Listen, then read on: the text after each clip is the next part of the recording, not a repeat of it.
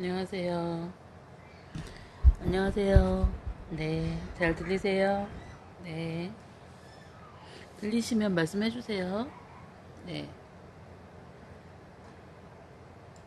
안녕하세요.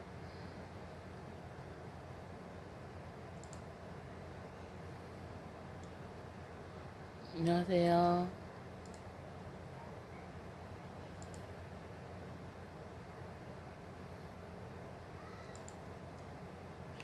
안녕하세요. 네, 잘 들려요? 오늘 좀 방학 맞이와서 이제 제가 집중적으로 좀 이제 했으면 좋겠는 부분들 좀 얘기해 드리려고 하는데, 예, 오늘 좀 중요해서 메모해 가시면서 들으시면 좋을 것 같아요. 초등만 분들 대상으로 한다고 했는데, 사실은 이제 유아나 그 지금 7세 K단계 친구들, 이 친구들도 이제 들으면 좋을 것 같아요. 예. 어떻게 해야 이 단기간을 좀 잘 할 수 있는지에 대한 얘기를 해드릴 거라서, 네. 안녕하세요. 그래서 지옥방에 예, 같이 듣자고 하세요. 이제 제가 초등으로 이제 주제를 잡은 이유가 사실 초등학교 1학년 들어가면 정말 시간이 없죠. 아마 이제 지금 현재 초등만 분들, 제가 작년에 지금 1학년 들어가신 분들, 작년에 제가 초등 들어가면 시간이 없다고 말씀드렸을 때, 뭐 초등 가면은 좀 일찍 끝나니까 더 시간이 많을 텐데 유치원보다 왜 시간이 없다고 할까라고 하셨을 테지만, 실질적으로 초등 가면 시간이 없어요. 예, 되게 바쁘고, 그리고 이제 마음도 급해지고, 그리고 이제 초등 아이들이 그 레벨을 올리는 게 쉽지가 않아요. 매일 뭐 책을 사실 초등 가면 어려운 이유 중에 하나가 영어 책도 읽어야 되고 한글 책도 읽어야 되고 수학도 해야 되고 뭐 그런 내용들도 있지만 그게 이제 학교를 다닌다고 하는 것 자체가 되게 힘들죠. 예, 그래서 맞아요. 초등 가면은 시간이 없어요. 근데 이게 학년이 올라가면 더 하거든요. 그래서 저는 이제 가능하면 이제 상담 드릴 때 뭐라고 하냐면, 이제 저학년 때, 특히 이제 7세 같은 경우는 7세인데, 레벨이 2.0 이상인 친구들은 7세 때 좀 바짝 올려라 라는 말을 되게 많이 하거든요. 근데 7세 때 바짝 올리라고 하는 이유가 7세 때 안 올리면 그게 이제 고정돼서 그 유지되는 거예요. 그러니까 유지된다는 게 무슨 뜻이냐면 레벨이 사실 이제 대치동도 그렇고 목동도 그렇고 7세 이제 영어 유치원 나온 친구들이 7세 때의 영어 실력을 이렇게 뭐 상승을 하는 게 아니라 그거를 어떻게 자기 것으로 만드느냐. 그러니까 그 그러니까 실력이 자기 것으로 만드느냐가 관건이 더 되더라고요. 그러니까 뭐 7세 때 5점대를 찍으면 그게 2학년, 3학년 가도 5점대가 돼야 되는데 사실은 뭐 2학년, 3학년 되면 3점대로 떨어지거나 이런 친구들도 되게 많거든요. 그러니까 이제 그런 부분에서 7세 때 이렇게 바짝 올려놓고 이제 그 안을 채워가는 작업이 좀 필요한 부분들이 있어서 제가 상담 받다 보면 7세인데 2점대 되는 친구들은 올해 조금 더 올려라 그렇게 욕심을 내요. 근데 이제 그 이유에 대해서도 제가 좀 말씀을 드리고 그 오늘 좀 다방면으로 수학도 좀 말씀을 드리려고 해요. 수학을 선행과 심화를 어떻게 해야 되냐고 말씀을 하시더라고요. 근데 선행과 심화를 어떻게 해야 되냐면, 이제 그게, 사실은 이제 아이들이 선행과 심화에 대해서 오늘은 그건 좀 핵심적인 얘기가 될 텐데, 저도 사실은 이제 시켜보고 하기 전에는 잘 몰랐었어요. 근데 이게 방법이 있어요. 수학을 끌고 가는 방법이 있는데, 그거를 잘 얘기 안 해줘요. 그래서 막 사고력을 막 먼저 달리고 막 그러는 경우가 되게 있거든요. 그래서 그거에 대해서도 이따가 핵심 시간에 좀 말씀을 드리려고 해요. 그러니까 지역분들 들으시라고 그러세요. 꼭 안 듣고 나중에 제방해달라고 그러는데 제가 언제 제방해드려요? 안 해드려요. 그쵸? 저 제방 안 해드려요. 막, 못 모르시고, 돌아가지고, 막, 제방 되나요? 막 그러시는데, 제가 언제 제방 해드린 적 있어요? 제방 절대로 안 해드려요. 그, 오로지 제방 해드리는 건, 예, 아, 예, OT 하나예요. OT. 그리고 이제 아카데미 분들한테는 뭐 리딩 가이드에 대해서 꼭 들어야 되는 거나 이런 거는 해드리는데 아니면 사실은 그 정도, 예, 세상에 지금 오늘 저한테 엄청 혼났거든요. 그 수학 문제 풀다가 계산을 실수를 해서 틀렸어요. 그런데 엄마가 빨리 풀라고 그래 틀렸다고 엄마 탓했다가 어, 어 저기 혼났어요. 반성문 썼어요. 보여드릴까요? 예. 이렇게 반성문 썼어요. 예. 계산 실수, 계산, 예. 근데 정말 반성문 정말 성의 없이 썼어요. 그쵸? 엄마 탓하면 안 되죠. 엄마가 앞에서 봐주는 건데 정확히 계산하라고 잔소리한 건데 엄마가 빨리 풀라고 이제 시간 계속 질질 끄니까 빨리 풀라고 했더니 엄마가 빨리 풀라고 그래서 틀렸다는 거예요. 그래가지고 혼났어요. 음, 엄마가 널 위해서 해주는 말을 그렇게 말하면 안 된다고. 저는 그런 거 안 봐주거든요. 예. 엄마가 위해서 해주는 엄마 말을 엄마 때문에 틀렸다고 핑계 대는 걸로 하면 나중에 계속 핑계 대요. 예. 아, 왜 칭찬만 들어요? 혼나죠. 바르게 크려면 혼나야죠. 저는 그렇게 생각해요. 예. 예. 맞아요. 엄마 탓 되게 많이 해요. 근데 저는 엄마 탓 하는 게 어느 정도 받아주는 데도 있지만 이런 건 안 받아줘요. 그러니까 자기가 수학 문제 틀렸는데 계산 실수해놓고 엄마가 빨리 풀라고 그래서 틀렸다고 그러면 안 되죠. 음. 아, 이제 이제 수학도 그렇고, 영어도 그렇고, 이게 이제 레벨별로 좀 그게 있어요. 근데 이제 제가 오늘은 좀 써가면서 말씀을 드릴 건데, 아, 4살도 엄마 탓해요? 예, 엄마 탓하면 안 돼요. 예, 엄마가 뭔 죄예요? 예, 잘 되라고 말한 거밖에 죄 없는데, 예, 저는 그래서 엄마 탓 하지 말라고 그래요. 어, 이게 이제 아이들이 파닉스하고 리딩으로 크게 나누거든요. 리딩으로 나누는데, 지금 이제 초등인데, 아직 레벨이 2.0이 안 된 경우 밑에 아이들인 거예요. 근데 사실 초등인데 ABC부터 시작하는 아이들 같은 경우는 이제 영상 보고 좀 빡세게 공부를 해야 되는데, 이제 초등 1학년, 2학년인데 2.0이 안 되는 친구들이 꽤 많아요. 근데 이 친구들 레벨을 보면 사실 이제 뭐 1기, 2기, 3기, 뭐 4기까지도 지금 4기까지도 이런 친구들을 비교를 해보면 어떤 게 있냐면 파닉스에 구멍이 있어서 2.0이 안 되는 경우가 있어요. 근데 이제 파닉스에 구멍이 있어서 2.0이 안 되는 경우는 어떤 경우냐면 제가 이제 데이터 보는 법을 계속 이제 라이브 방송하면서 말씀을 드리려고 해요. 그래야 엄마가 좀 구분이 돼서. 근데 이렇게 보면 이제 파닉스에 이제 저희가 여기 풀어가잖아요. 이게 K 단계를 풀어가면 보시면은 이제 아이들 레터 사운드 하고 그다음에 소문자에 대한 부분들, 대문자 소문자에 대한 부분들 하고 그다음에 실러블 들어가고 라임 들어가요. 근데 실러블 들어가고 라임 들어가는데 보통 초등 아이들이 이제 그 초등 되기 전에, 그러니까 아카데미를 들어오기 전에 절대 양해 법칙이라고 그랬잖아요. 양해 법칙이라고 해서 아카데미를 들어오기 전에 영상 노출, 그러니까 사실 영어를 지금부터 시작한 게 아니라 뭐 노부영도 보여주고 잉글리시 에그 센터도 다니고 엄마가 평소에 이렇게 음원을 노출을 많이 했던 아이들은 영상만 봐도 어느 정도 파닉스에 대한 감을 익혀요. 그런데 사실 그렇게 미리 그런 노출이 전혀 없었고 퍼플에 들어와서 처음으로 ABCD를 배운다. 근데 이 친구들은 좀 이제 더 급하죠. 그런데 미리 좀 노출이 돼 있던 친구들은 이 단위를 보면 여기까지, 그러니까 라임까지는 좀 잘 풀어요. 실러블은 다 헤맸는데 라임까지는 좀 잘 풀거든요. 그러니까 결국은 이제 어떤 부분이 부족하냐에 따라서 방학에 대한 계획이 좀 달라져야 되는 거예요. 그러니까 이제 아이들이 지금 그 오기 아이들은 아직 이제 요 첫 번째 풀고 있지만 4기까지는 거의 요기 그 롱바울까지는 다 풀었어요. 그쵸?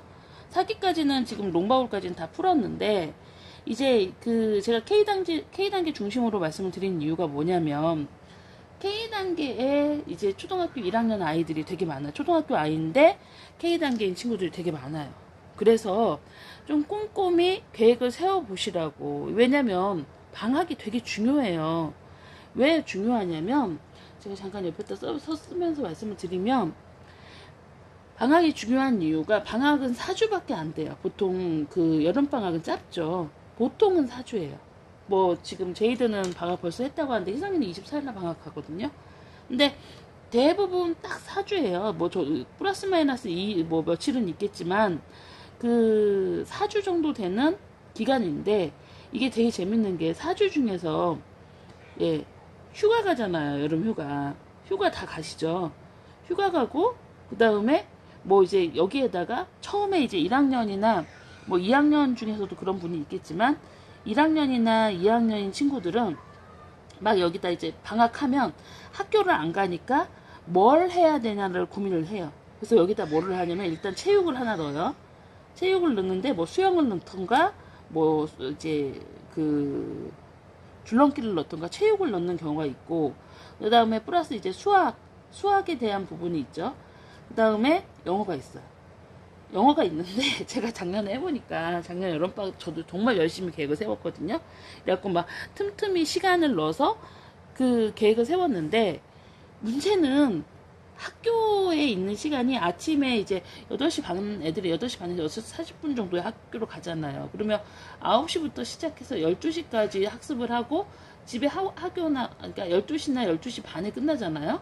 그러면 1학년도 마찬가지고 2학년도 마찬가지고 9시에서 1시 사이에 시간이 되는 거예요. 그런데 여기서 체육을 하나 넣게 되면 이제 왔다 갔다 하는 시간까지 2시간이 빠져요. 뭐 셔틀 타고 가는 시간, 그다음 거기 가서 체육하는 시간 1시간, 그다음에 뭐 돌아오는 시간. 그러니까 그렇게 하면 2시간이 빠지고 거기에다가 이제 뭐 수학에 대해서 아이가 부족한 수학에 대해서 하겠다. 그러면 수학도 막 문제집 이것저것 다 사서요. 그래서 방학 때 다 이거 할 수 있을 것 같아요. 근데 사실은 문제집 한 권을 제대로 풀기가 힘들어요. 한 권을 제대로 풀기가 힘들어요. 그러니까 사실 뭐 보통 그 제대로 이제 수학을 하는 아이들은 학기 중에 교과를 나가고 그 이 방학 중에 이제 심화를 한다고 하거든요. 그럼 심화라면 보통 최선이나 이런 부분들의 문제집인데 이 학기 중에 나갔던 문제를 방학 중에 심화만 하거나 아니면은 심화 플러스 사고력을 채우기가 그렇게 이제 쉽지 않다는 거죠. 시간적으로는. 여름방학 때. 그러니까 이렇게 하는 기간에 또 여기에 영어가 2.0이 안 되는 친구들은 영어를 계획을 잘 세우지 않으면 어떻게 되냐면 이것저것 넣다가 아무것도 안 되는 그런 방학이 되기 쉬운 거예요. 그러니까 이것저것 넣는다는 게 무슨 뜻이냐면 결국은 여름방학은 딱 4주밖에 없기 때문에 선택과 집중해야 되는 거예요. 선택과 집중해서 내가 이번 여름방학에 이거는 잡겠다. 예, 유치원생 같은 경우도 여름에 이제 아이들 더우니까 실내 활동 많아지잖아요. 그때 나는 이것만은 잡겠다. 라는 게 딱 하나 있어야 돼요. 막 정말 이거 체육도 시키고 뭐 수학도 시키고 뭐 영어 학원도 더 하나 넣고 막 그러면요 아이가 오히려 더 바빠지고 학원 가면 그냥 가요? 그냥 안 가요. 숙제 있어요. 그쵸? 그 숙제 하다가 그냥 한 달이 쫙 가버리는 거예요. 제가 작년에 느낀 게 뭐였냐면 방학 때 학원 많이 넣지 말아야겠다. 그러니까 방학 때 학원이라는 게 사실 저는 이번에 뭐 그 축구도 넣고 이제 이세가 좀 이제 요즘에 살이 더 올라서 축구도 넣고 뭐 수영도 넣고 그러려다가 다 취소했거든요. 왜냐면 이제 저는 이번 방학에 9시부터 이제 계획을 세운 게 뭐냐면 아침에 저랑 같이 출근하면 8시 30분에 학교에 가잖아요. 이제 회사에 가면 9시부터 12시까지 매일매일 책을 읽는 거예요. 매일매일 책을 읽겠다 하면 자 9시부터 12시까지 책을 읽으면 하루에 3시간씩 읽잖아요. 그러면 보통 이제 제 기준으로는 노블을 읽으면 한 권을 읽을 거고, 그 다음에 뭐 챕터나 일반 이제 그림책 같이 읽으면, 뭐 넌픽션 책 읽으면 두 권을 읽을 거예요. 딱 두 권 읽더라고요. 그러면 4주잖아요. 거기에서 휴가 4일 빠져요. 예, 이번에 저희 제주센터로 휴가 가죠. 제주센터 강의하면서 휴가 검사 가는데, 그거 빠지면 총 날짜가 제가 계산해 보니까 한 17일 정도, 15일, 8월 15일쯤 빠지니까 17일 정도 되더라고요. 17일 정도 되는데, 그러면 17일 정도 되는 동안 17권밖에 못 읽는 거예요, 사실은. 그러니까 평소에 집에서 읽는다고 하더라도 이게 이제 수학도 있고 영어도 있고 막 그렇게 읽잖아요. 그리고 사실 집에서는 저는 가능하면 이제 한글책 많이 읽으라고 하거든요. 집에 오는 시간은 좀 빼서 한글책 읽는 시간이, 정독을 하는 시간이 생겨야 되니까, 그런 시간 빠지고 나면 이게 그렇게 많이 읽지 못해요. 그러니까 17권 읽는 거예요. 근데 이제 제 목표가 뭐예요? 예, 이번 여름에 이제 8.0을 넘고 싶은 거예요. 8.0을 넘고 싶어요. 그러면 이걸 넘기 위해서는 정말 긴 호흡으로 가져가야 되는 거예요. 긴 호흡으로 가져가야 되는데, 그러니까 제가 이제 희성의 예를 들은 거예요. 그런데 지금 이렇게 17일 동안 매일매일 한 권에서 두 권 정도를 읽어서 이 점수가 갈 것인가에 대한 이제 고민은 저도 있는 거예요. 그러니까 이 8.0이란 기준을 생각을 하니까 앞뒤에다가 막 체육 넣고 뭐 수학 넣고, 아침에 가면은 맑은 정신에 수학을 해야지 막 그러면서 수학 넣었다가 이거 다 뺐어요.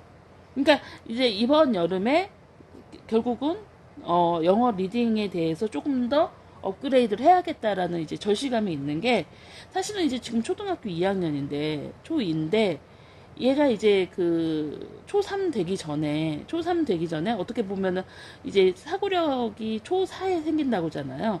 근데 보통 이제 초3에도 수학이 많이 이제 떨어지거든요. 그러니까 수학을 계속 붙여주려면, 예, 여유가 있을 때, 사실 방학 때 책을 읽지 않으면 그걸 국어책도 읽어야 되지만, 그러니까 뭐 과학책도 읽어야죠. 과학책도 읽어야 되고, 그리고 아이가 영어책 리딩도 해야 되고, 그리고 글쓰기도 좀 돼야 되거든요. 논리 글쓰기. 그러니까 저는 이제 학원을 선택하는 대신에 애가 초등학교 2학년 정도까지는 스스로, 이제 초등학교 2학년이나 3학년 정도까지는 스스로 내면을 채워서 뭔가를 갖고 있어야 그걸 쏟아낼 수 있다고 생각을 하는 거죠. 그래서 뭐 집에서 책을 뭐 매일 엄마랑 한 권 읽고 뭐 독후감을 써본다던가 이런 것들을 기준에다가 넣는다고 하더라도 되게 시간이 없어요. 그러니까 뭔가 맨날 뭘 뭐 하라고 하는 엄마가 되는 거죠. 사실 제가 예전에 뭐 모를 때는 막 여기에다 어휘력 문제집 넣고, 그 다음에 막 수학도 연산 문제집에 뭐 도형 문제집에 다 넣어놨었어요. 근데 저 요즘에는 뭐 도형 문제집이나 연산은 이제 매일매일 하지만, 도형 같은 경우는 딱 얘가 부족한 부분만 빼서 풀리지 그거를 매일매일 하진 않아요. 그러니까 결국은 아이한테 선택하고 집중해서 학습 인풋을 해야 아웃풋도 제대로 나오는 거예요. 근데 제가 도서관에서 가이드를 하다 보면 어떤 아이들이 있냐면요, 문제 푸는데 시간 정말 오래 걸리고 학습 습관이 안 잡힌 애들이 있어요. 학습 습관이 안 잡혔는데 그게 이유가 뭐냐면, 이게 네버엔딩 스토리로 엄마가 막 정말 모든 걸 펼쳐놔요. 그래가지고 유아 때도 마찬가지. 이게 정말 유아맘들이 정말 들어야 되는데 유아맘들이 잘 몰라요. 그래서 유아맘들이 어떻게 하냐면 막 여기다가 뭐 그 수도 뭐 교구 수학 넣어놓고, 뭐 사고력 해야 되니까 사고력 수학 넣어놓고, 뭐 영어도 넣어놓고, 그 다음에 독서도 하나만 하는 거 아니죠. 뭐 홈스쿨이라고 그래가지고 막 이것저것 해요. 그리고 여기다가 그 또 뭐 중국어도 하나 넣어놓고, 예, 중국어도 넣고 막 별별 거 다 넣어놔요. 그리고 수학도 뭐 사고력도 하고 연산도 한다고 하고, 연산도 뭐 주산을 하거나 두뇌로를 하거나 뭐 이렇게 하고, 막 여기다가 겹치기로 막 이것저것 다 넣어놔요. 그런데 문제는 뭐냐면, 이렇게 하면요, 선택과 집중이 안 돼서 나중에 어느 거 하나 특출난 걸 하지 못하는 아이가 되는 거예요. 제가 오늘 저희 지인, 이제 대치동에 사는 지인하고 통화를 하면서 뭐라고 했냐면, 내가 왜 그걸 이게 두뇌로 제가 예전에 두뇌로 소개했었잖아. 내가 두뇌를 왜 했는지 우리 이제 저희 거기하고 저희하고 그러니까 둘이 같이 했어요. 정말 후회된다고. 내가 그거 왜 했는지. 왜냐면 기본을 안 가르치고 이렇게 좀 아이가 기본을 안 가르치고 이렇게 빨리 계산하는 법만 넣으니까 아이가 제대로 계산을 못하는 거예요. 초등 저학년에. 그거 잡기가 되게 힘들거든요. 영어도 마찬가지인 거예요. 영어 하나 제대로 안 넣어놓고 다른 언어 막 넣어가지고 하면 그거 되게 힘들어요. 아이한테 잡기. 그러니까 결국은 지금 아이한테 가장 필요한 게 무엇인가에 대한 고민을 해야 되고 그걸 위해서 무엇을 잡아야 될 것인가. 저 상담할 때 뭐라고 말씀을 드리냐면 막 유아 엄마들이 와서 보통은 퍼플 아이들이 똑똑하잖아요. 막 상위 0.1%, 0.7% 막 이렇게 나와요. 애들이 웩슬러 검사해보면 그런 아이들 그러니까 데이터 가져오셔서 저랑 상담하시는데 막 이걸 할까요 저걸 할까요 막 그렇게 얘기하세요. 근데 저 계속 선택과 집중. 왜냐면 제가 실패했으니까. 실패했다는 게 뭐냐면 그렇다고 얘가 막 못하진 않지만 사실은 가장 기본인 걸 올려줘야 나머지가 같이 올라가는데 가장 기본인 걸 안 올려주고 막 이렇게 펼쳐놓고 해요. 그러니까 영어도 제대로 못하고 뭔가 독서도 제대로 안 돼 있고 독서도 막 책을 많이 읽는 것 같지만 뭔가를 써내라고 그러면 못 내는 거고 영어도 막 이렇게 애가 막 ABCD도 하고 하는 것 같지만 막상 레벨 보면 옆집 아이보다 안 나오는 거예요. 그쵸? 그러니까 안 나와요. 예. 그러니까 결국은 그렇게 가이드를 차례 해 나가는 게 이제 집중해서 아이가 뭔가를 근데 제가 보면 주변에 이제 정말 가이드 잘하는 엄마들은 이 선택과 집중을 되게 잘하는 거예요. 선택과 집중을 잘해서 무엇을 하든 아이가 거기에서 제일 잘한다는 느낌을 만들어줘요. 제가 어저께 똑같은 얘기를 말씀을 드렸는데 뭘 하든 아이가 거기에서 최고로 잘한다는 느낌을 갖게 해줘라. 영어든 수학이든. 그러면 사실 우리나라는 국영수예요. 우리나라는 얘가 어쨌거나 저쨌거나 우리나라에서 대학 가려면 국영수 잡아야 되거든요. 그러면 국영수는 일단 어렸을 때 기본이 되게 가이드 잡아놔야 돼요. 저희가 어떤 얘기 했냐면 그랬어요. 진짜 공부시키는 엄마들. 왜 첫째 실패하고 둘째 가는 엄마들 보면요. 그래서 애가 잘해요. 정말로 기준을 잘 잡아요. 이것저것 안 시켜요. 이것저것 시켜봐야 이제 그러니까 이렇게 이것저것 시킨 아이가 하나를 집중으로 가져가는 아이를 못 따라간다는 거죠. 자, 연산 문제집만 푼 아이들 있잖아요. 초등 저학년, 그러니까 4, 5, 6세 연산 문제집만 풀었어요. 7세 때부터 걔는 수학에서 정말 잘하는 애가 돼요. 그런데 막 이것저것 막 이렇게 되는 아이들은 이제 물론 이제 걔도 교구는 같이 했겠죠. 그런데 그런 아이들이 나중에 보면 어떻게 되냐면 막 사고력 학원도 다니고 뭔가 그 보드 게임 뭐 이런 것도 다니고 막 이렇게 다녔어요.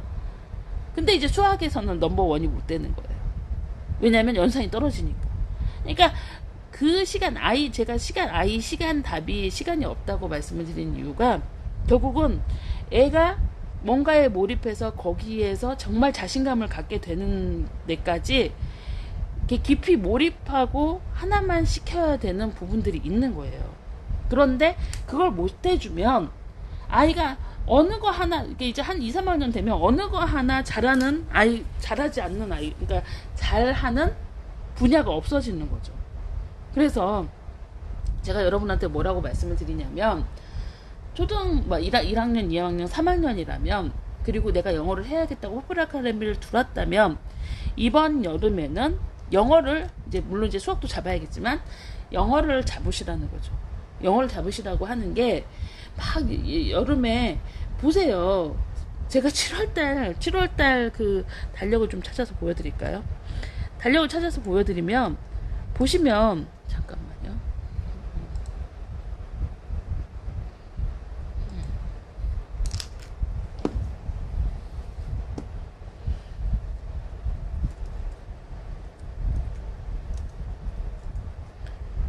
자 보세요. 7, 8월 달력을 좀 보여드릴게요. 네, 7, 8월 달력을 보면 2019년 달력이에요. 자, 보세요. 자, 보여드릴게요. 자, 보시면, 자, 벌써 애들 방학하면 22일이에요. 이때까지 돼요. 근데 보면 휴가 한 주 가죠? 15, 16, 17 이때 또 놀죠? 여름이니까 더우니까 수영장 한번 가요. 그러면 아이가 실질적으로 공부하는 시간이 15일 정도밖에 안 되는 거예요. 15일 정도밖에 안 되고, 아이가 무엇을 할 수 있는가에 대한 고민을 할 수밖에 없는 거예요. 15일 동안 뭘 할 수 있겠어. 근데 막 방학 때 이것저것 하고 싶은 건 되게 많은 거예요. 자, 유아 같은 경우는 이제 내년에 학교 가야 되는 애들 7세 때 어느 정도 한글을 떼야 돼요. 그래서 제가 꿀삼맘님한테 뭐라고 그랬냐면, 한글 떼기 프로젝트를 방학 때 하실 거면 극강의 한글 떼기 프로젝트를 하셔라. 그러니까 하는 것도 아니고 안 하는 것도 아니면 안 된다는 거죠. 근데 제가 이제 상담하다 보면 7세인데 한글을 원활하게 못 읽는 친구도 꽤 많더라고요. 그러니까 엄청 바빠지는 거죠. 근데 지금 보시면, 제가 이제 다시 들어가서 IX를 보면, 지금 4기 아이들이 이렇게 이제 데이터를 보잖아요. 데이터를 보면, 뭐, 슈파울이나 이 부분은 잘 풀어요. 라임, 이게 보통 이 라임을 잘 푸는 친구들은 이 쇼파울 부분을 잘 풀어요. 그런데 롱바울에서 좀 헷갈리는 경우가 있어요. 그리고 보시면 여기 쇼파울하고 롱바울하고 구분해내는 문제는 G1, G2, G3에 다 나온다고 제가 어저께 얘기했죠. 근데 이런 문제는 이제 사실 배워가면서 해야 되기 때문에 괜찮은데, 나머지 문제에서 만약에 쇼파울이 부족하다 그러면 어떻게 하셔야 되냐면, 자, 쇼파울이 부족하면 그 기초 리더스의 A, B, C 세트를 파셔야 돼요. 자, 파닉스나 그 다음에 퍼릴이나 코믹스의 A, B, C 세트의 기준으로 봤을 때 이 A, B, C 세트, 제가 뭐라고 하냐면 아직까지도 이해를 못 하시는 분들이 있으시더라고요. 그 기초 리더스의 A, B, C, D, E, F 이렇게 있죠. 그런데 보시면 보통 A에서 C까지 원활하게 잘 읽으면 아이가 이제 잘 나오는 아이는 한 1.4에서 1.5도 나오고, 그리고 못 나오는 아이들은 이 A, B, C 세트만 잘 읽어도 1.2 정도까지는 그래도 나와요. 그러니까 결국은 이게 단계별로 아주 촘촘하게 되어 있는데, A 세트, B 세트, C 세트까지만 읽어도 애가 이제 막 발음을 뭉개거나 아니면 뭐 이렇게 이제 펜하고 같이 읽거나 이런 경우가 아니면 잘 나온다는 거죠. 그러니까 레벨이 초등인데 아직 1.4, 1.5가 안 되면 여기 파셔야 돼요. A 세트, B 세트, C 세트를 파셔야 돼요. 그리고 우리 아이는 여기는 잘 읽어. 그래서 레벨이 한 1.4에서 1.5 나오는데, 이제 D, E, F를 읽는데 D까지 읽으면 한 1.6, 1.7은 나오죠. 근데 1.6 정도 나오는데 1.7에서 뭐 2.0 사이가 나오는다. 그러면 이 친구는 사실은 E, F를 같이 읽으면서 뭘 읽어야 되냐면 리더스를 같이 읽어줘야 돼요. 그러니까 이 해당하는 부분에 리더스를 같이 읽어줘야 돼요. 그러니까 여기는 여기 E하고 F를 들어가는 부분에서는 이 부분을 같이 읽어줘야 돼요. 그리고 제가 뭐라고 말을 하냐면, 보통 ABC가 안 되는 경우는, 그러니까 ABC에서 1점대 초반 그 1.5 이상이 되는, 1.5 미만이 되는 친구들은 보통 파닉스를 A 세트부터 하라고 그래요.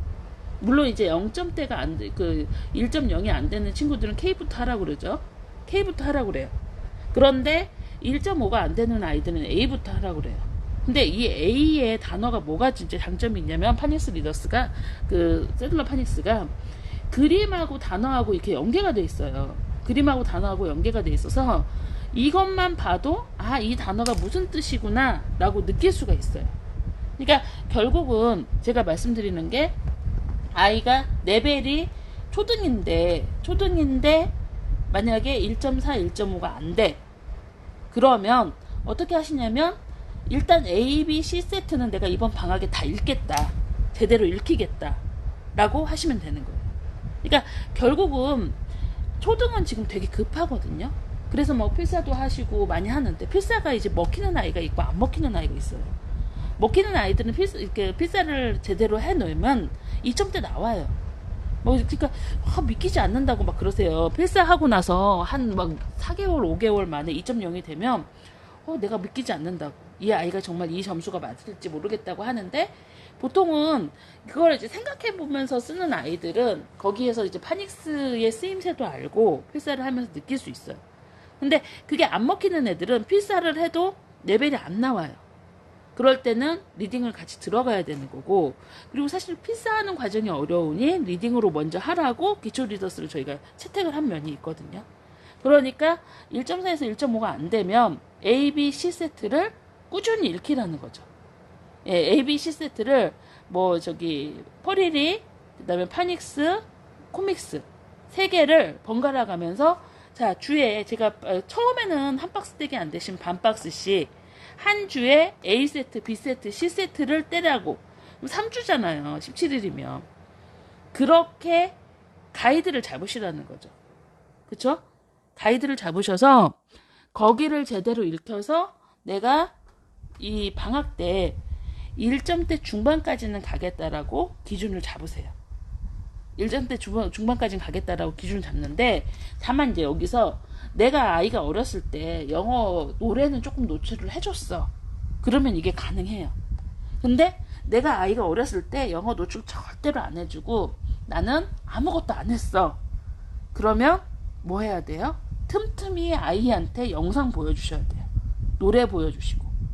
그러니까 제가 지금 라임앤 리듬즈 노래 부르기 대회를 방학 때 하는 이유가 초등하라고 하는 거거든요. 라임을 왜 어린애가 한다고 생각하세요? 라임을 왜 어린애가 해야 된다고 생각하세요? 아니에요.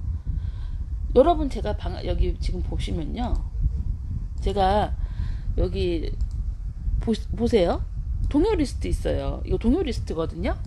동요 리스트인데 보시면 이거 희성이 그 학교에서 시험 본 동요 리스트예요. 그래서 이렇게 다운로드 받아서 외웠거든요. 초등학교 1학년 때, 2학년 때 한글을 제대로 가르치기 위해서 학교에서 동요대회 되게 많이 해요. 1학년 때도 했고 2학년 때도 해요. 아마 여러분 학교에서도 다 동요대회 할 거예요. 이 동요대회를 하는 이유가 뭐냐면, 아이들이 한글을 능숙하게 뭔가 말하고 구강구조를 발달시키고 하는데 동요만큼 좋은 게 없어요. 그렇기 때문에 초등도 분명히 라임앤 리듬즈 노래를 불러야 돼요. 따라서 계속 불러야 돼요.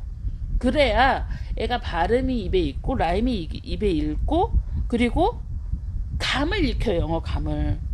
라임앤 리듬즈의 가장 큰 특징은 뭐냐면, A부터 그 5권이잖아요. 그러니까 5개 그 노래 그 CD에, 자, 라임앤 리듬즈의 특징이 보세요. 미국 유치원에서 프리K에서 G2까지 필요한 노래들이 순차적으로 다 들어있는 거예요. 그래서 파닉스에 대한 부분도 같이 들어가 있어요. 같이 들어가 있어서 그런 부분들을 쭉 같이 애들이 노래를 불러보면서 파닉스에 대한 부분들을 익힐 수 있거든요. 그러니까 초등이 만약 영어를 노출을 안 했다고 하면 노래를 반복해서 외우도록 시키셔야 되는 거죠. 그러니까 이게 결국은 뭐냐면, 어떤 분이 그러세요. 내가 기초 리더스를 읽는데 아이가 그냥 외워서 읽는 것 같아요. 외워서 읽어도 되는 거예요. 외워서 읽어도 되고, 이 아이가 이 레벨일 때는 이렇게 같이 해주셔야 되는 거죠. 그리고 두 번째로 1.5 미만이면 세들러 파닉스는 매일매일 2페이지건 3페이지건 같이 움직이면서 아이하고 해야 돼요. 딱 그렇게 하면 이 아이가 ABC 세트 읽으면 1.4에서 1.5 올라오는 거고, 이 뒷단계 D단계까지 하면 1.7 정도까지는 올라와요. 그러니까 결국은 아이를 어떻게 리딩 레벨을 올려놓느냐, 스스로 그 영어책을 읽을 수 있게 만들어 놓느냐가 관건인데, 방학 때 집중해서 하셔야 되는 거예요.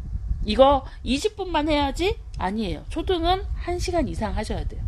보통 초등 때 영어 시작하면 최소한 2시간은 하셔야 되는 거 아니에요? 그런데 막 20분 초등에 오셔가지고 20분 되게 힘들게 하신다는 거예요. 그쵸? 그러면 안 돼요. 그러니까 아이가 정말 열심히 할 수 있게 도와줘야 돼요. 결국은 지금 퍼플 아이들이 단기간에 레벨이 많이 올랐어요. 단기간에 레벨이 많이 오른 친구들은 사실은 그거를 자기 걸로 만드는 다지는 기간이 반드시 필요해요. 다지는 기간이 필요해서 그런 부분들을 아이가 할 수 있도록 해주셔야 돼요. 두 번째로 우리 아이는 리딩 레벨이 이제 그 1.7에서 2.0이야. 2.7에서 1.0이야. 그러면 1.7에서 2.0은 보통 세들러 A를 이제 빨리 끝났다고 하면 B로 넘어가도 돼요. B로 넘어가면 되고 E, F만 읽으면 안 돼요. 여기서부터는 리더스 같이 읽어줘야 되는 거예요. 리더스 같이 읽고 그리고 1.7 정도 돼. 1.6에서 1.7 정도 돼. 그러면 뭐 하셔야 되냐면 심플리 그래머를 하루에 2장씩 꼭 푸셔야 돼요. 왜 푸셔야 되냐면 심플리 그래머는 이제 문장의 구조라던가 캐피탈 레터라던가 이런 부분들이 들어가는 데부터 차례차례 있거든요. 그러니까 문법에 대한 거는 사실 이제 문법은 따로 공부하는 것보다 책을 읽으면서 감으로 익히는 건데 문법 책을 2장씩 이제 1.7이나 1.8 정도 레벨 됐을 때 2장씩 매일 풀어가라고 하는 의미는 무슨 의미냐면 아이가 리딩을 할 때 거기에 나오는 규칙들이 어렴풋이 감이 잡히지만 확실히 내게 되진 않아요. 그러니까 그런 과정에서 확실히 내 걸로 짚어주라는 의미로 그래머는 뭐 매일매일 하기 힘드니까 뭐 주 3회 정도 2페이지씩 해서 하셔야 되는 거죠. 그러니까 2페이지씩 주 3회 정도 놓고 그거 근데 2페이지 하는데요. 정말 거짓말 안 하고 10분이면 돼요. 그러니까 10분씩 풀어가는 거죠. 그러니까 영어 공부하는 거에 뭐 끝에 10분을 빼서 문법책을 풀던가 뭐 리딩을 하고 나서 10분은 문법책을 풀던가 이렇게 그렇게 6세도 가능하죠. 예. 다른 애는 모르는데 지우는 가능해요. 그러니까 지우는 레벨이 되니까 해도 돼요. 그러니까 그렇게 해서 문법을 풀어가야 되는 거죠. 왜냐면 영유 다니면 지우 나이에 영유의 레벨 정도에서 문법집 풀기 시작하거든요. 예. 랭귀지 아트 풀어가요. 그러니까 그렇게 기준을 잡고 하셔야 돼요. 그래서 1.7일 때는 리더스 많이 읽히시고 문법책 풀고 그렇게 기준을 잡아가라는 거죠. 그러면 자 우리 아이가 1.8 정도 나와요. 1.8이면 이제 플러스 마이너스 해서 앞뒤로 있겠죠. 그러면 플러스 마이너스 해서 있을 때 어떻게 해야 되냐면 1.8이야. 그러면 리더스와 그 다음에 기초 리더스라는 게 뭔지 아시죠? 뭐 여기에 그 비스퀵이라던가 이렇게 나온 리더스 책들 있잖아요. 그리고 기초 리더스하고 그 다음에 그 문법, 그 다음에 IXL 할 거 많죠. 여기에 전위수도 있어요. 그쵸? 이렇게 다 있는데 이거를 어떻게 했으면 좋겠어? 라고 하면 일단 기준을 리더스도 있고 또 마이온도 있어요. 그러면 마이온도 있는데 자 리더스는 매일매일 책으로 읽는 거예요. 마이온도 읽어요. 그러면 주 3회 정도는 주 3회나 4회 정도는 리더스로 2권씩 읽히고 마이온은 3일 정도 익혀도 돼요. 그러니까 결국은 사이사이에 껴도 돼요. 아니면 마이온 1권, 리더스 1권 이렇게 읽어도 돼요. 그러니까 결국은 아이가 리딩 레벨을 올릴 수 있게 기준을 잡는 거예요. 이건 그러니까 리딩은 매일 해야 돼요.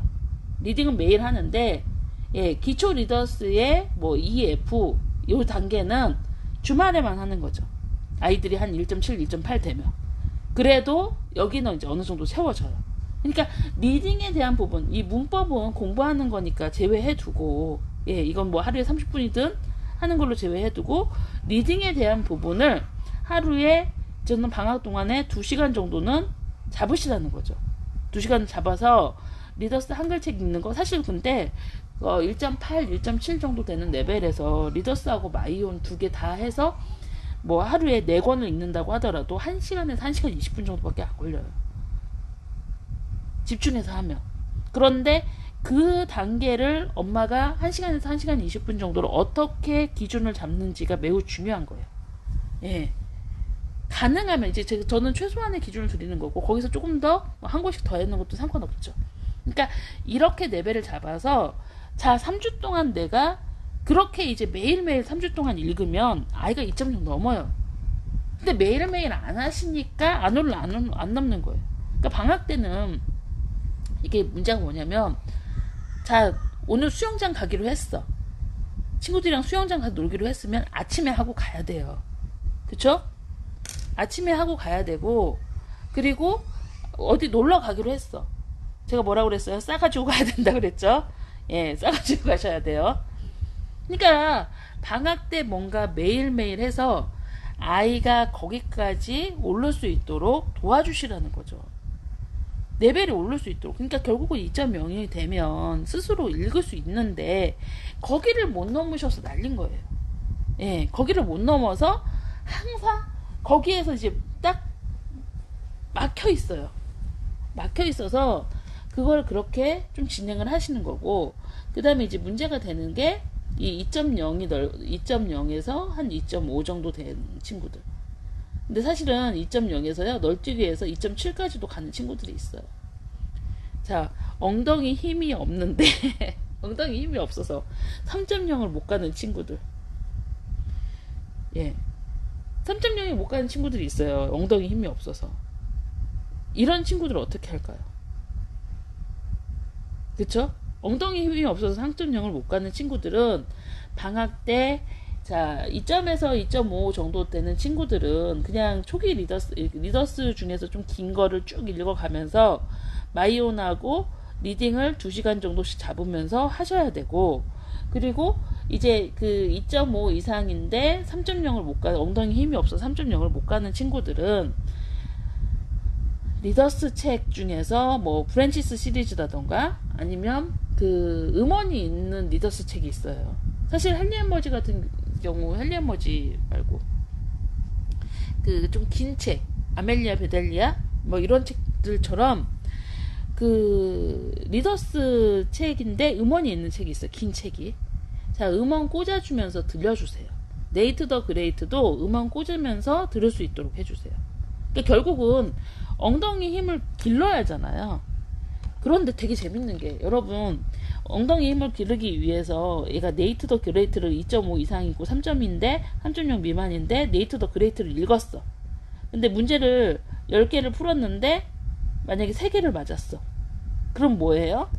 아이한테 다시 읽어야죠. 다시 읽어서 넥셀 문제 풀어야 돼요. 그쵸? 이거 다시 읽어야 돼요. 그러면 그 다음날은 2권 되는 거죠?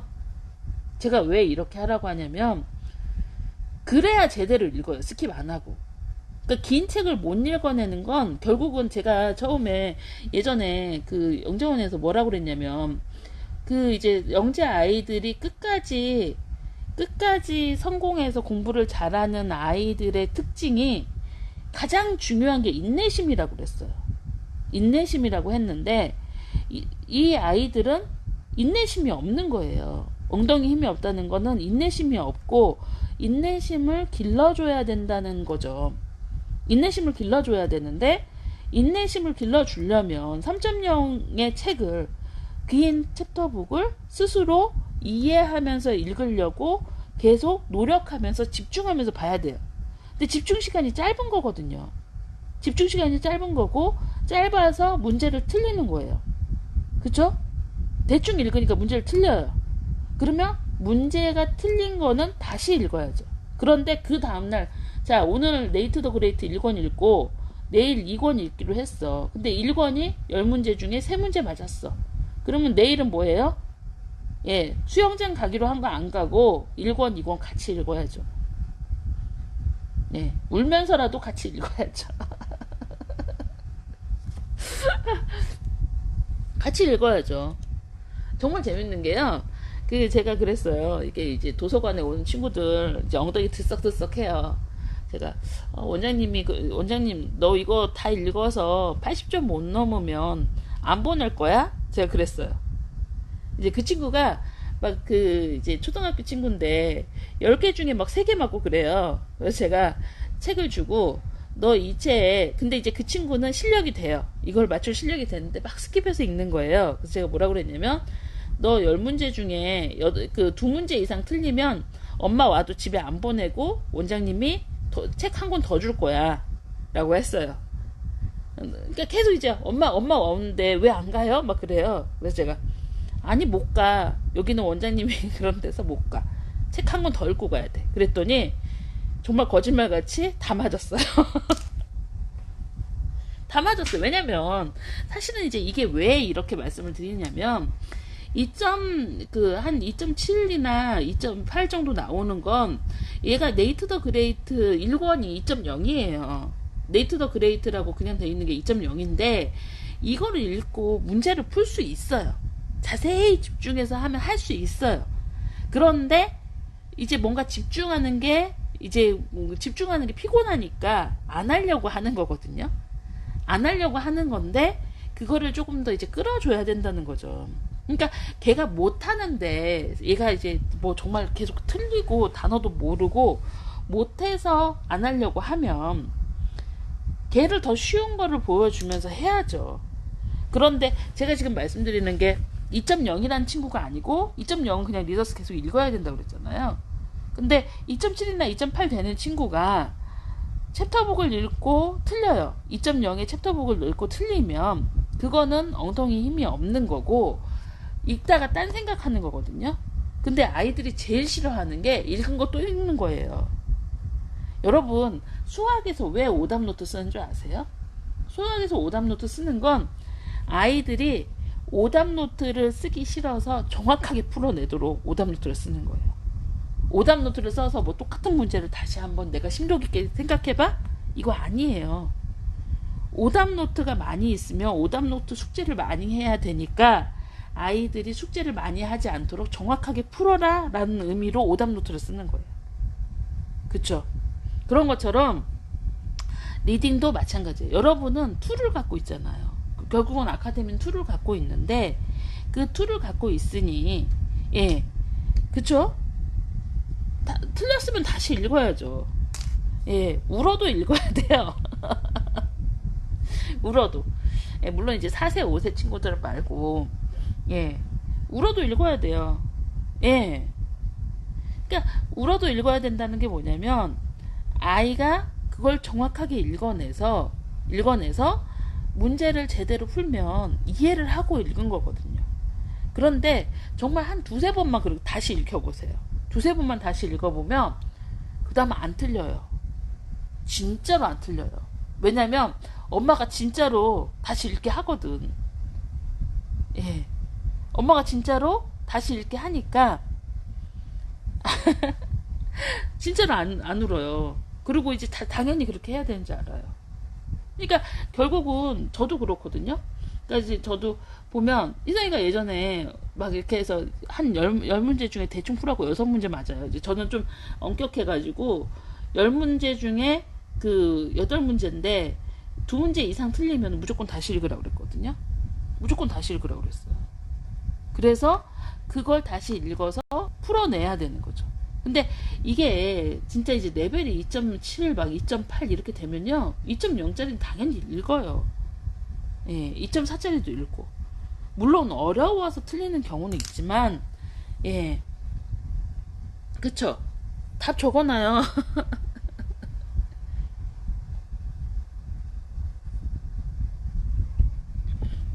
우리 엄마는 제대로 안 하면 다시 하라고 한다. 그런 인지가 있으면요. 그냥 제대로 하는 거죠. 제대로 해요. 그러니까 그렇게 아이들이 스스로 제대로 할 수 있게, 그리고 한 번에 할 때 제대로 하게 해야죠. 공부는 한 번에 할 때 제대로 하게 해야지. 그러니까 그걸 쌓이지 마시고요. 다음날 무조건 2권이 되는 거예요. 그리고 그걸 또 패스를 못하면 다음날 3권이 되는 거고. 그러면 하루는 아예 내보내지 말고 읽히시는 거죠. 제가 다른 친구는 모르겠는데 다이는 그렇게 하셔야 돼요. 그래야 제대로 읽어요. 울어도 그냥 눈 딱 감고 한번 해보세요. 1학년이잖아요. 할 수 있어요. 1학년이면 할 수 있거든요. 그러니까 그렇게 해서 문제의 정답률을 올리면 어느 순간 이제 집중해서 듣기 시작하고 집중해서 읽기 시작하니 그때부터는 이제 또 레벨이 올라가는 거예요. 레벨이 올라가요. 그러니까 결국은 아이가 자기 걸로 만드는 학습을 할 수 있도록 도와줘야 되는 거죠. 자기 걸로 만드는 리딩을 할 수 있도록. 그래서 2.7에서 2.8 정도는 그 부분을 꼭 집중을 해서 데리고 가야 돼요. 예, 집중해서 데리고 가고 아이가 앉아서 읽도록 해야 되는 거죠. 예, 맞아요. 예. 책만 보고 읽으라고 하면 두려워하는 게 아직 못 읽어서 그러는 거죠. 예, 파닉스를 잘 못해서 자신이 없어서. 그러니까 큰 소리로 다시 한번 읽어볼 수 있도록 할 수 있어야 돼요. 예, 마이온 문제 2번 풀 수 있어요. 그리고 두 번째로 이제 해야 되는 게 아이가 이제 3점대가 넘었어. 3.0이 넘었어. 그 다음에 4.0, 5.0 여기까지 나오죠. 자, 3점대가 넘은 아이들은 이번 여름에 3.0이 넘는 아이들이나 4.0이 넘는 아이들은 리딩에서 중점적으로 아이가 스토리를 파악할 수 있는 메인 아이디어에 집중을 좀 하셔야 돼요. 그러니까 메인 아이디어에 집중을 하는 게 뭐냐면, 맞아요, 마이온에 집중을 좀 했으면 좋겠어요. 왜냐면 마이온을 보면 메인 아이디어에 대한 이야기, 보케블러리에 대한 문제, 그다음에 뭐 메인 아이디어를 주변에 둘러싸고 있는 스토리, 예, 그리고 유추, 뭐 이렇게 해서 다 나오잖아요. 그러니까 결국은 마이온 문제를 풀어가면 얘가 뭐가 부족한지를 알게 되고 그 부족한 부분을 계속 채울 수 있게 되거든요. 그러니까 맞아요, 마이온은 3번까지도 문제가 돼요. 그러니까 이제 이 3.0, 4.0 되는지, 그리고 또 3.0, 4.0 때 넌픽션 많이 읽어야 되는데 마이온이 70%가 넌픽션이에요. 그러니까 이 친구들은 종이책도 있지만 마이온으로 계속, 이게 이제 하루에 2권 정도는 마이온을 꼭 해야겠다라는 계획을 세우면 좋죠. 그러니까 하루에 2권 정도는 계획을 세워서 마이온 할 때 반드시 AR 문제 풀고 마이온 문제 풀고, 그렇게 해서 아이한테 습관을 아예 들여놓으세요. 예, 습관을 아예 들여놔서, 예, 거기를 풀 수 있도록 도와주셔야 되는 거예요. 도와주셔야 되고, 그리고 거기를 이제 풀어내면 아이들이 거기를 풀어내면 어떻게 되냐면, 레벨이 이제 자기가 이제 그 어려운 단어나 그리고 중심을 잡는 부분들이, 사실은 이제 그 마이온의 메인 아이디어는 100%인 애가 별로 없어요. 보통 100%인 애는 문제를 별로 안 푸내고, 알버트 같은 경우도 한 85% 이 정도밖에 안 되거든요. 그러니까 메인 아이디어 잡는 게 되게 어려운 거고, 토플 갈 때까지 매우 중심되는 거예요. 그러니까 토플이라던가 정말 긴 책으로 갈 때도 매우 중요한 부분인 거죠. 매우 중요한 거여서 그 부분은 이제 정말 읽고 아이가 그 책에 대해서 중심적인 내용을 생각해 볼 수 있는, 예,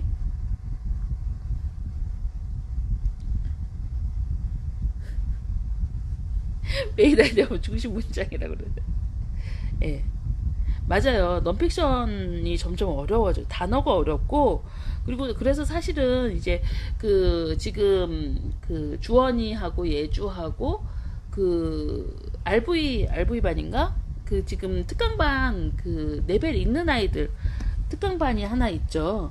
방학만 하는 8회 특강반이 있어요. 이게 지금 리딩 익스플로러로 하는데, 이런 걸 하는 게 뭐냐면, 정말 긴 그 토플에 나오는, 그러니까 뭐 시사 문제라던가 아니면은 그 뉴스 문제라던가 아니면은 뭔가 아이들이 넌픽션 글이라던가 이런 글들을 쭉 읽어내고, 여기에서 핵심을 찾아내는 능력, 뭐를 말하고 있고, 그런 곳에서 어려운 단어는 어떻게 좀 공부를 해야 되는가의 능력을 하려고 지금 저희가 8회 특강을 좀 레벨이 있는 아이들을 대상으로 해서 지금 열었거든요.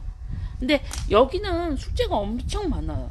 그러니까 어떻게 많냐면, 오기 전에 마이온에서 관련 주제, 만약에 뭐 푸드에 대해서 하는 거면 푸드에 대한 거를 먼저 읽고 와야 되고, 그리고 수업 시간에 선생님하고 읽으면서 이제 모르는 복해나 이런 부분에 대한 이제 문제풀이까지는 하고, 그리고 집에 가서 보케블러리에 대해, 보케블러리 거기에 이제 한 단원에 20개 정도, 15개 정도 있는데, 그 15개를 가지고 자기가 그 예제 문제를 만들어 오는 거예요. 예제 문장을 만들어 오고, 그 예제 문장 만들어 오고, 그리고 스토리에 대한 서머리 해오고. 근데 그게 이제 일주일에 2번이니까 엄청 빡센 수업인 거죠. 근데 그렇게 이제 어느 정도 체계가 있으면 이제 사실 제2등 같은 경우도 그런 가이드에 들어가야 되는 거죠. 들어가야 되는 게, 그런 수업을 해보면, 아이가 이제 초등학교 1학년 때 그런 수업을 이제 연습시키듯 해보면, 그렇게 이제 반복적으로 하면서 어려운 주제를 나만의 방식으로 서칭을 하고, 그리고 그런 근거 자료를 찾아보고, 그 예시되는 책을 찾아볼 수 있는 부분이 생겨요. 그러니까 그렇게 제가 이제 예제로 보여드리면, 그 반을 해준 이유가, 그런 수업을 제대로 그건 온라인으로 하긴 좀 힘들어요. 왜냐면 이게 이제 보케블러리에 대한 거나 이런 게 데피니션, 그리고 또 뭐냐면 그 똑같은 주제를 가지고 이제 희성이가 아마 저희 사무실 오면 물의 순환에 대해서 테드 토크를 그 바탕으로 해서 프로젝트 수업을 한 게 있는데, 뭔가 물의 순환에 대한 부분들을 공부를 할 때 거기에 대해서 뭔가 한 친구가 생각을 했어요. 그러면 이제 결국은 이게 디스커션에 들어가는데, 다른 친구들이 똑같은 걸 읽고 어떻게 생각하는지도 매우 중요해지는 거예요. 어떻게 생각하는지도 매우 중요해서, 그 주제를 가지고 아이가 이제 애들마다 그 중요한 문장, 너는 여기에서 뭐가 중요하다고 생각하는 거를 같이 들어서 그걸 가지고 서머리를 하게 하는 게 매우 중요한 거예요. 그러니까 그걸 가지고 서머리를 하면 아이들이, 아, 저 친구는 저렇게 생각했네? 똑같은 말이라도? 근데 되게 재밌는 게 1학년만 돼도요, 그 똑같은 사항을 봐도 정말 엉뚱하게 생각하는 친구가 있어요. 엉뚱하게 생각하는 친구가 되게 많아요. 그래서 이게 이제 결국은 케이지나 이렇게 영재원 수업 중에서 가장 그 탄력을 받는 게 그런 거거든요. 결국은 수업에서 뭔가 상호작용을 더해주고 아이들한테 조금 더 빠른 선행의 입장도 있지만, 저는 이제 계속 케이지를 보내는 이유 중에 하나가 그거거든요. 같은 상위 퍼센트, 이제 같은 상위 퍼센트 아이들이 모여 있잖아요. 그러면 상위 그 퍼센트의 아이들끼리 생각의 공유를 하는 거예요. 뭐 만약에 뭐 기체에 대해서 배웠다, 뭐 그 화선에 대해서 배웠다 그러면 아이들마다 이제 주제에 대한 의견들이 막 나오고, 거기에서 서로 이제 그 결과를 도출해내는 과정에서 기발한 친구들이 다 있는 거죠. 저렇게도 생각할 수 있구나. 똑같은 말에도 저런 의견이 있을 수 있구나를 이제 받아들이는 거죠. 그러면서 지식에 더 확장된 그 관심이 생기는 거죠. 그런 관심까지 끌어가는 게 매우 중요한 과정이에요, 공부에서. 결국은 나중에 뭐 중학교를 가건 고등학교를 가건 대학교를 가건, 특히 대학교를 가서 이게 이제 그거예요. 내가 공부한 거 이외에 다른 게 있을 수 있다는 생각이 결국은 생각이 사고의 확장성으로 들어가는 거고, 사고력이 좋으려면 다른 사람의 의견을 들어볼 수 있는, 이거는 저희 사회에서도 마찬가지잖아요. 다른 사람의 의견을 듣고 거기에 대해 생각할 수 있는. 그래서 제가 사실은 북토킹을 반으로 묶어서 하고 싶은 이유가 그거예요. 제가 지금 희성이를 방학 동안 9시부터 12시까지 묶어놨잖아요. 묶어놨는데 제가 이때 이제 다른 친구들 오라고 그랬어요. 그 레벨이 비슷한 친구, 지금 그 5점대 6점대 되는 친구들을 같이 오라고 그래서 리딩, 미국의 책에 이번에 들어온 책이 레디투고 세트인데, 레디투고 세트에 이제 한 박스에 보면요, 책이 5권씩 꼭 있어요. 똑같은 책이. 만약에 매직트리 하우스면 매직트리 하우스에서 뭐 12권이면 12권이 5권이 꼭 있는 거예요. 근데 그게 무슨 뜻이냐면, 똑같은 레벨에 있는 아이들이 5권의 책을 똑같이 보는 거예요. 똑같이 보고, 그게 이제 그 책의 서머리 하는 과정에서 서로 의견을 모아가는 과정들이, 그렇게 모아서 각각 이제 그 중심 문제를 잡고 중심 단어를 잡잖아요. 그러면 그 중심 단어를 같이 토의를 통해, 이제 디스커션을 통해서 아이들이 새로운 서머리 에세이를 쓸 수 있는 거예요. 이 과정이 레벨이 올라갈수록 매우 중요해요. 13초 나와서 2부에서 다시 할게요.